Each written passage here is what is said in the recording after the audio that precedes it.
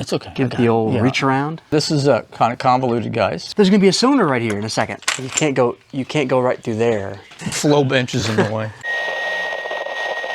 We're gonna install rings in the pistons, cylinders on an engine, and the little turbo motor that we're working on. And so we're gonna clean. I'll show you how we clean the cylinders. These have been bored and honed and plateau honed here in town. Found a place that's got a profilometer. They gave me the exact finish that I specified. It's beautiful. The valleys are deep enough that they hold the oil so the rings will seal real well. And then the peaks have been plateau honed down so that the rings aren't scraping all that excess material into the oil and in between the ring and the piston and wherever else it wants to go during break-in. So the cylinders are very smooth, but the valleys in the crosshatch are deep enough that's going to retain the oil, seal properly. The other thing we're doing is I sent these rings off to Total Seal. They don't have rings for Corvairs anymore. So I had them convert the second ring to their gapless. And it's basically that they machine the bottom side of the ring, and then they provide this spacer that you line the gap up opposite. Effectively creates a gapless ring. And so the compression will be higher on this, the blow-by will be less, plus the blow-by will be less with the plateau finish. Just a win-win all the way around. So now we're gonna clean this one off. And this is what I use is transmission fluid, because it's high detergent and it'll help keep these things from, of course, rusting. And they've already been cleaned by the shop, but may still be a little bit of grit, and I'm just working it with this microfiber in order to get that stuff out of the grooves of the hone. And I'll do this a couple times and then wipe it down. How important is this step? This is extremely important. If you don't get the grit out, then the grit becomes an abrasive between the rings and the cylinder. It just goes through the engine. It's got to get picked up. It's a very fine particle, so hopefully you've got a good enough oil filter that picks all that up. Yeah, this is extremely important. You got to make sure that this is absolutely clean. The other thing, if you think about how, if you didn't have a plateau hone, you just simply had a bore and hone job on your cylinders, the old school way, and you're going to rely on the rings to break this in, what winds up happening is the rings only rub on the cylinders where the rings live. So what happens is the area below the rings, where the skirt of the piston is going to run, doesn't really actually get broken in properly. The cast iron is harder, of course, than the aluminum, so you wind up with skirt wear at this area that's below where the lower ring stops. It's going to wear the skirts of the pistons. You're going to have a little more piston movement. You're going to have a little bit of rocking, which amounts to a little bit of loss of ring seal. I mean, it's just all around, the plateau hone is superior. So if you buy a set of piston cylinders from Clark and they're just generically honed, like the old school way, it's not going to be plateaued. It's going to take longer for the rings to seat, and it's going to have issues with wear on the piston skirts. That's why you see the piston skirts with those rub marks, particularly on the thrust side. We had a set of VW cylinders. The big bore 92s. Yeah, 92s. We had a set of those that we also had plateau honed because they looked really rough on the inside. They looked rough, and I just took them over and said, hey, can you please at least check these for us? Because I don't have a profilometer. I'm not going to pay $3,000 for one just to do this. Anyway, he sent me photos, and oh my God, they were all over the place. I think we have the photos of that. We can put on the video right here. There was like 300 RVK. Yeah. And 300 RPK. It was just all over. It was terrible. Yeah. And then afterwards, it was perfect. Oh, it was a gorgeous plateaued finish, and super smooth. The valleys were very nice. It actually turned out really, really nice. It was just an extra expense, but as far as break-in and longevity, everything's better. Okay, so now, let's see, we got to figure. So we're going to put the O-ring here. Yeah, move it. And I will splane the gapping. So what I want, the rings are going to rotate around as it runs, but initially you want to kind of strive for this. So I want the ends of the expander to be on the bottom. So I know this is bottom. There's no number stamp on this. This is number 3 and it's over here. So this is top. So I want this on the bottom, and I want the rails for the O-ring on the top. And But everything's about 120 degrees apart. So you So want to stagger them. yes. You basically line up the gap with this edge right there, and then the opposite side with the opposite edge. Curl Kinda on just- there. You want to be careful because the top of these are ceramic coated, so you don't want to scratch it up. Now, what we're going to do is, because I know this is up front of the engine, the way the exhaust and intake valves are situated, this side is where the exhaust valve is, and this side is where the intake valve is on the right side of the engine. Yeah. So what I want for the gap is I want the top ring to be on the coolest side, the gap to be on the coolest side, at least to start off, which is over here. So this side will be opposite. So I put the gaps over the pins. I don't put them 120 degrees and that crazy crap. Let me explain why. When the piston goes up and down the bore, as the rod swings from one side to the other, it causes the piston to rock. The least amount of movement on the piston during that transition is over the pin. It's not out here. This is where maximum movement is. So you have the biggest chance of a loss of seal. You got the least chance of seal here. So that's why So you put the gap. You put the gaps over the pins for the top and second where you have the least amount of loss of seal possible. due to piston rock. And every piston is going to rock a bit. So this is the exhaust side because it's for number 2. This is for the hottest side. And now we're going to do this total seal. And the only way you're going to be able to get them, I actually shipped the second rings out to them. Told them, please give me your gapless option on these. And it was a good thing because when I checked the gaps on these, I didn't even show you guys that I checked the gaps. The gaps were a fair amount bigger than you would want for this engine. The gapless feature will certainly help to alleviate that problem of just blow-by due to the gap of the rings. And then, of course, this spirals underneath. Do not swap this with the oil ring or the oil ring with this. Definitely different sizes. I've been using these rings since the middle of the 1970s. And they're very good. Yeah, Very Total well. Seal is actually the premier ring company in the world. They're doing some insane testing and development, and they, along with Rottler, have come up with the plateau hone. I believe they're the ones that actually came up with it. And ring thickness, of course, Lake Speed Jr., his dad was a NASCAR driver. He was in Joe Gibbs' NASCAR race team and helped develop oils because he's a tribologist. They also, together with the race engineers, came up with the thin ring idea. That's the current technology. This, my friends, is not a thin ring. This is 5/64 thick. It's cast iron. It's high tension. It's where all the friction, the majority of friction in an engine happens between the rings and the cylinder. You have to do everything you can to alleviate that issue, whatever that might be. Within budget. Within budget, yeah. So you can custom order pistons from JE or from Wiseco. I typically go to Wiseco. And then you can specify ring thicknesses. What we're doing now on the big bore stuff is custom Wiseco pistons with a thin ring pack, and this is 5/64, which is, I don't know how you change it to metric. We're doing 1 millimeter, 1.2, 2.8 on the ring thickness, which is super thin. You can go thinner, which I'm doing on a couple engines later on. I'm not going down to NASCAR thickness, which is a 0.5 millimeter, which is but just over 20 thousandths on the top ring. That's just like a ridiculous. razor blade. It's thinner than this. I'm doing 7/10, which is 27 thousandths. Still thinner than this. Gas ported and all that stuff. Now we got it. This is my go-to. You don't know what this is, but this is actually WD-40. And the reason I do this is years ago, I did some Total Seal rings on an engine.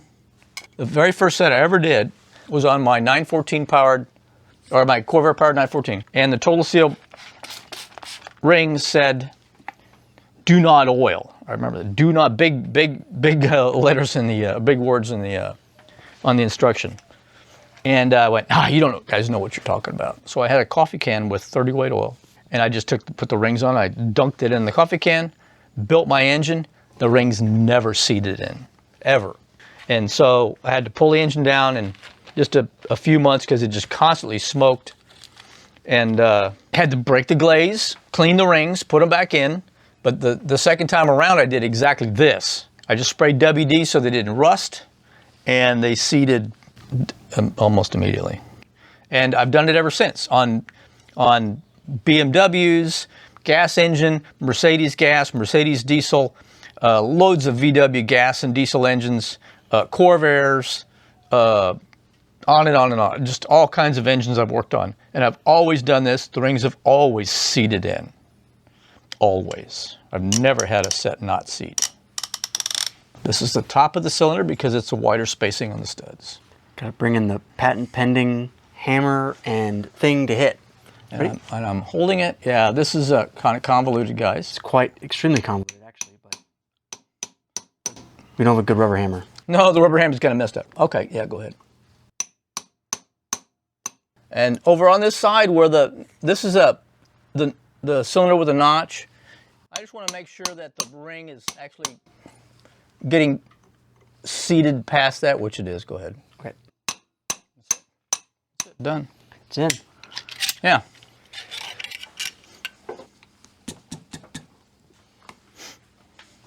Voila. So that is that, as they say.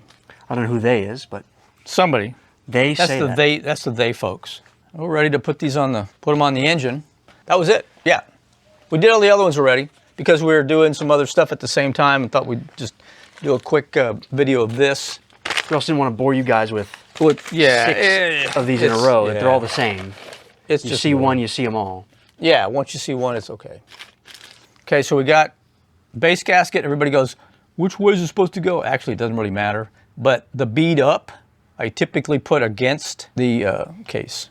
The thing is with these is I rarely see a Corvair leak at this junction between the cylinder and the case. Rarely, unless it's got some major problem. Which is interesting because 911s. Oh my God, 911s, they have like an O-ring and all this different stuff, and they have these crazy different solutions to try to prevent leaks there. There's a shop in Japan. I watched this guy do engine building, and he does 2.7s, he does RSRs, he does water cooled, flat six. He does just a bunch of. He's a good. And of course, I have no clue what he's saying, but it's very interesting to watch.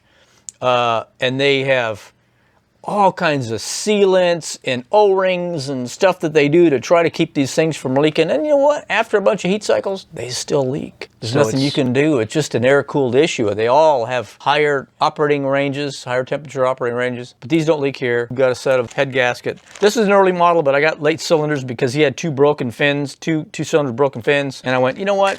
Let's just go to the late model and we'll open the heads up for the late model so you have a larger head gasket. These are dead soft. Just stacking them up over here. Look at this. Okay, but that sucks, to tell you the truth. That was just from punching in the die. They just have a big sheet and these all get stamped out. And this is the edge of this cut. If you put these two together, they'll be the same. That's stupid. That's the point where it can... Could conceivably have a blown head gasket. Yeah. Okay, put that off the side. We'll start with one. We'll probably just show doing the one side and then skip the other because you can't see it. Probably. Yeah, and we'll show it at the end. We'll show it what it looks like. Yeah. I do a little action cam stuff. So what are we doing first? We're just gonna put we need all the rod bearings over here. The other thing we're gonna need is there's all the little sleeves of stuff over there. Sleeves and stuff? Mm-hmm. Action cam. Oh, these are all numbered. What am I doing? Oh. No, yeah, I was going to say. No, that doesn't matter. It doesn't matter on these. Doesn't it? Didn't you? Let's do it anyway. Let's do it anyway. Just because we know. That's 6. Just because that's numbered. So let's keep them numbered. So just as one goes over here. Just as a good 3 workmanship. Goes here. Okay, so we need a lube on these. Just red line. Same stuff we used before. Mm-hmm. We're going to use some ultra torque for something? Yeah, on the bolts and nuts. And that's, what, 20% less torque on those? Yeah. It's quite a bit. And it'll save your torque wrench, your torque instrument. It'll save your torque instrument. Of course, these are an absolute pain to get the nuts in. Mm-hmm. Because there's no room. But I've put on ARP nuts. Instead of buying the low-grade cheesy nuts, this is number 1. I'm going to put on number 1 right now. So the other thing you want to do is the notch on the top of the piston, way down there. You can barely see. Yep, there it is. Is towards flywheel or front. Which is there. Which is there. Which is... That's the front of the car. Oh, front of the car. I'm thinking... Yeah, I was thinking the engine's the other way around. Yeah, no. I guess no. Okay, that's that. And now we have the tool to put on the crank. Do you want me to push There it is. No. this guy a little bit? Oh, I got it. I got it. Tight enough for you? Definitely snug. It'll get better once we get the oil pump and prime it and all that. Factory clearances are factory clearances. Yeah. Of course, it's, you know, really hard to get in there. Mm-hmm. So, yeah, this is sat for a few weeks, and so everything stiffens up when it does that. Because it was cold and rainy for a while. Yeah, and we had it all covered up. And there's just so minimal room in this crankcase. Especially because it's a flat 6 configuration. If it was a V, oh, there's plenty of another inline 6 or inline 4. We just need to torque those up. torque instrument. Mm-hmm. Oh. You gotta have a stubby socket. You can't have an extension here because Yeah, it doesn't there's fit. no room for anything in there. And you can't, you would think, oh, let's do an extension through here. The problem is, there's gonna be a cylinder right here in a second. So, if you wanted to do number 2 like that, it wouldn't work. So now, hang on, I'm gonna get this other stuff over here. Hang on. What other stuff? These are the sleeves and the nuts and washers I used to hold the cylinders against the crankcase while all this is getting assembled. You can't go right through there because there's a table. Flow benches in the way. Okay. Oh, yeah. So how do these work? This is just the stuff I made. So I mean, yeah. Long and short, 2 nuts, And then what do you do? 2 washers. You're basically screwing this to the... Long, short. It's a little cheat you're doing here. Yeah, it's just It's a good little cheat. the other thing, guys, is when you have this all apart, run a die on these threads on these. The 3/8/24. That's it. So this acts like the head, kind of. Right, it just holds the cylinder big- down it's a so that giant you can spacer. rotate it and everything's okay. So now they're going to do number 3. Let's get this cranked around. So bring that up to top dead center. I think you passed it. Past it. Yeah, there you go. Number 3, TDC. And then we like have Orion's. to, you can see where they're ground on to balance. Yeah, that's for balancing. This engine really, that when the reason it's getting overhauled is it's just that due to the age, the bottom end had never been apart, and it just burned oil like a pig. Always just take clean fingers and feel, make sure that you don't have any dirt and debris. 3. Numero 3. For all you Spanish speakers watching. Mm-hmm. It really is the same thing again. Mm-hmm. This is just a repeat. Repeat So ad it's- infinitum. Yeah. At least we're not building a flat 12. Yeah. Or a Furman Porsche 4-cam engine. From what I hear, it takes upwards of 40 hours to set the cam timing. Just the cam timing. What? Why? It's not the whole that's just the cam timing. Because it's insane. Okay, number trace. And of course I paid attention to number up, piston up, base gasket. Oh, and no sealant on these guys. You don't need to seal this. Like I said, Yeah. they don't leak. Yeah. They The don't- main they leak just don't areas on these are the pushrod tubes. They just don't leak. They don't leak at this point. It just works. Okay, there's that. Just keep, you don't have to, just snug pressure to keep the rod bearing against the, there we go. Yes, I'm doing. Perfect. And also on this tang, you need to make sure that the tang lines up with the tang on the rod, and which typically is up. Let me just get my head in the way here. Of course it is, because that's why I've set it up. You can just barely see it down inside there. Yeah, a little dark spot. Yeah.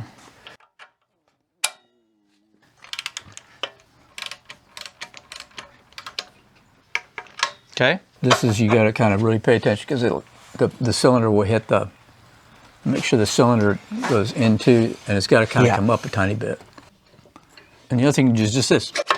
Yeah, just slide it on. Yeah, I mean, just slam it on. Now, your fake head goes on. Mm-hmm. We're at top dead center for 5. Yeah, we are. Perfect. Like we planned. Mm-hmm. Now this one, the tang is on the bottom. Yes. Because the when it was stamped, it was upside down. That's curious. So you got to pay attention. The location of the tang doesn't really matter? No, as long as you got the cap As long as they're and the rod matched. Yeah, yes. as long as they're matched. Yeah. It's upside down. Well, here, that's a very good, oh, we lost a rod bearing. That's a good thing. I'm going to show you guys how to fix it. Oh. Let's, It's a little hack, or not really a hack, but a little cheat. yeah, okay, here's how you fix that. Done. The problem is the number's down now. What that tells me is they actually put the rod Really? on the piston wrong.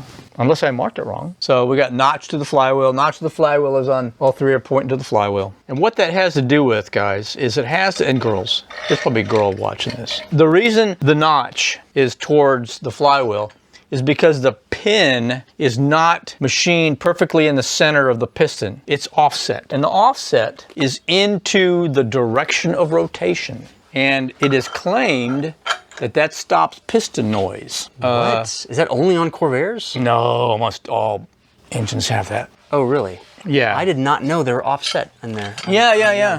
Even the custom ones that I have made, they put pin offset. You have to specify no pin offset. But basically that really has to do when you have, like in the old days, we used to run the TRW forged pistons, and they actually required, get this, they required 5 to 7 thousandths clearance, which is a massive amount. And those Corvairs, I had one, are quite noisy on startup. Really? Oh yeah, because the piston are rattling in the bore. And the pin offset is to help alleviate that somewhat. It's rattling in the board, yeah. Yeah, Okay. because of the massive clearance. But these, I actually, from Clark's, they wanted 1.5 thou clearance. But it's a turbo, and it's air cooled. And the guy doing the boring and honing and the plateau honing, he called me up, he goes, what do you want for clearance? I said, well, here's what the factory wants. The guys that made the pistons. 1.5. I said, here's the two issues. Air cooled, he says yes, because he had the cylinder, of course. And turbo. He goes, oh man, he says, you can't run that kind of clearance. I said, no, you can't. So I said, let's go to 3. But I put the skirt coating on, the abradable from line to line, so that it would actually abrade to the working clearance that it wants. Yeah. What I'm gonna do, I'm just gonna push this in. Okay. Beautimous. Mm-hmm. I'll probably just leave this guy running in case we say anything interesting. Oh, yeah, okay.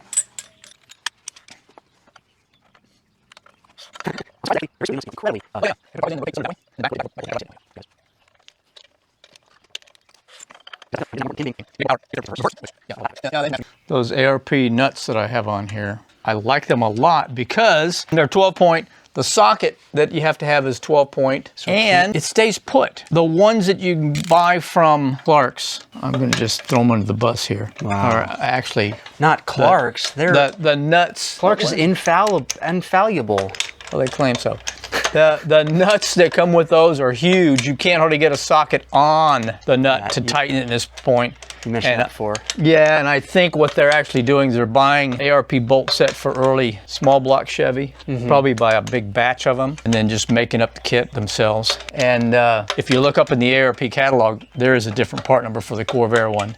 And when you buy that, it actually has the right size nut, so you can tighten them onto the rods.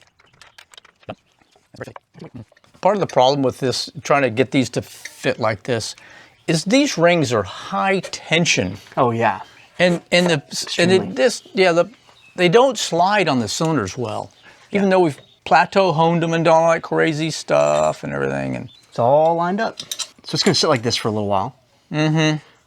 Overnight, at least, and what I'm going to do now, I'm going to turn this over to number 6 top dead center, because when I go around to get the heads on and I start setting the valves, I'm going to start, this is number 1, this is number 6. I'm going to start with number 6, I'm going to go through the firing order backwards, so that when I'm through with setting all the valves, I put the valve covers on, I'm at number 1, I'm at top dead center for that cylinder, and then I can get the rest of the goodies on, the oil pump housing, the pulley. I'll get that set to the point I want to have the ignition fire at, and then when I plug the distributor in, I'll adjust it until the point's just open at that point, and I know that's the point the spark plugs will fire. I lock the distributor. You don't even have to put timing light on it. Do you want to try see how much force it takes now to turn over? Yeah, let's try it. With the pistons not in, it was 250 for just the mains. Yeah, now, 250 inch pounds. Inch pounds. Inch pounds. Now with the mains and with this with the rods and with the seal on in as well. Now with the mains and the rod bearings and the rings pistons with the rings. Yeah. Now we can see. You can see get a torque how much. reading. Yeah. What kind of torque we're talking about now? Yeah. We gotta rotate the engine.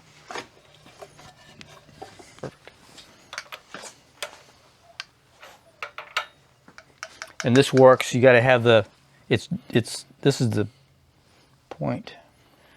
The pivot. You can't. Yeah. You can't.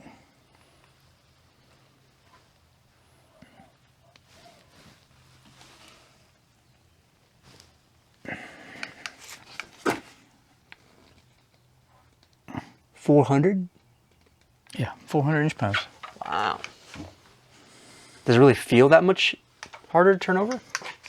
Well, it's only 150 more. The mains are snug. Yeah, mains are snug. That's but it's interesting. not 150 terrible. for the rods and the rings. Can I feel it? Yeah, of course you can. Okay. It's smooth. It's very smooth. Oh yeah, extremely smooth. Yeah, but it's got some pretty good static friction, and then once it starts moving, then it just goes. Yeah, kind of moving. Right. Like an engine should. Mm-hmm. That's the part for now. Yeah. So next is heads. So that is quick. That's a wrap. That's a quick assembly of the piston and cylinders. Mm-hmm.